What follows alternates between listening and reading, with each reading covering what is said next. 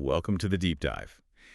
Today we are looking at some pretty incredible notes on an article. Yeah, it's a fantastic piece. It really is. It's called The Heartbreak of an Idealist. Yeah. And our mission today is to explore this, terrifying paradox. Yeah. Just how pure, unadulterated love can actually curdle into absolute hatred. So, okay, let's unpack this. Let's do it. We're exploring this through a fictional character named Geto Suguru.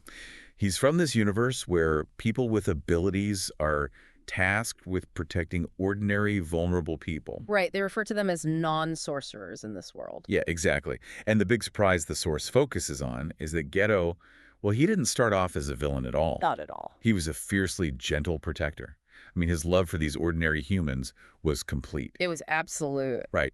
But when he finally witnessed the cruel, ugly reality of what those same people were capable of, it just broke him. It completely broke him. And it didn't just break him in a way that made him, walk away. Right, like just giving up. Exactly. Because his devotion to them was so intense, witnessing that cruelty caused this violent psychological inversion. Wait, inversion? Yeah. He became obsessed with destroying the very humanity he swore to protect. See, I need to push back on that leap, though. Okay.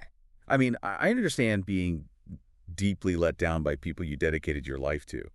But how do you go from wanting to be their ultimate shield to actively wanting to wipe them out? It is a massive jump. It feels massive. It's like being deeply betrayed by a partner.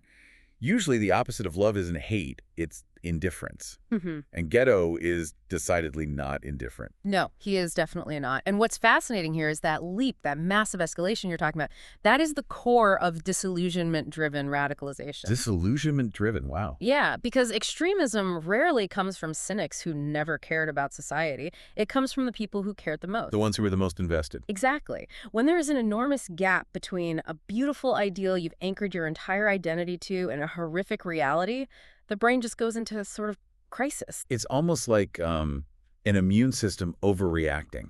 Oh, that's a really good way to put it. Right. Like the body encounters something harmful, but instead of just fighting off the infection, the immune response goes into overdrive and starts attacking its own organs. Yes. The very mechanism meant for protection becomes the destroyer. So Geto's protective instinct essentially goes autoimmune. That is a perfect analogy. His idealism was the actual fuel for the destruction. The source uses the Icarus myth to explain this, actually. Oh, like flying too close to the sun. Yeah, but it focuses on the altitude rather than the arrogance. Geto flew incredibly high because his expectations of humanity were just impossibly elevated. Here's where it gets really interesting, though. When that hope melted under the heat of actual human behavior, he didn't just stumble. No. It was a complete structural collapse of his identity. A total collapse. Yeah. Which brings us to the psychological survival mechanism he relies on to deal with that. Right. It's a concept Nietzsche called ressentiment. Okay, so I'm familiar with the feeling of resentment, obviously. But in this philosophical sense, how is it different from just holding a massive toxic grudge? Well, it operates much deeper than a grudge. Ressentiment happens when someone suffers a profound wound that they absolutely cannot resolve. Or even express. Exactly. The cognitive dissonance of that pain, loving a world that proves itself cruel, it's just too much for the human brain to just sit with. So you have to do something with it. Right. So to survive, the mind reorganizes that unresolved pain into a sweeping, terrifying worldview. The hatred becomes a structural necessity. A necessity, like he needs it. Yes.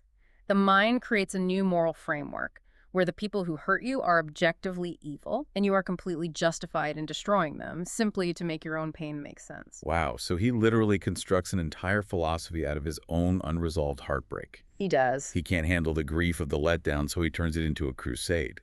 I mean, that's tragic, but also incredibly unsettling because the underlying mechanism feels so human. It is entirely human. And honestly, take a moment to think about your own life. Yeah. Have you ever championed an ideal with your whole chest, only to have it quietly curdle into cynicism about that exact same thing? I think everyone has on some level. Right. The truest believers often become the most bitter. You really have to ask yourself if there's a miniature version of this happening in your own world right now where your disappointment is masquerading as clarity. Masquerading as clarity. Yeah. That is so common. It's the ultimate defense mechanism for all of us. Completely. We tell ourselves we're just finally seeing the ugly truth so we don't have to actually feel the sting of the betrayal. Right, because naming it early prevents that bitterness from calcifying into a permanent philosophy. The source actually leaves us with this incredibly powerful line that sums the whole phenomenon up. What is it? It says, "Nobody hates the world that hard without having loved it first." The hatred is just heartbreak that never found anywhere honest to go. Man, that hits hard. It really does. Well, that leaves us with a lot to think about. If extreme cynicism is really just heartbreak that couldn't find an honest outlet, what does it say about the future of our own communities when widespread disappointment starts being celebrated as collective clarity?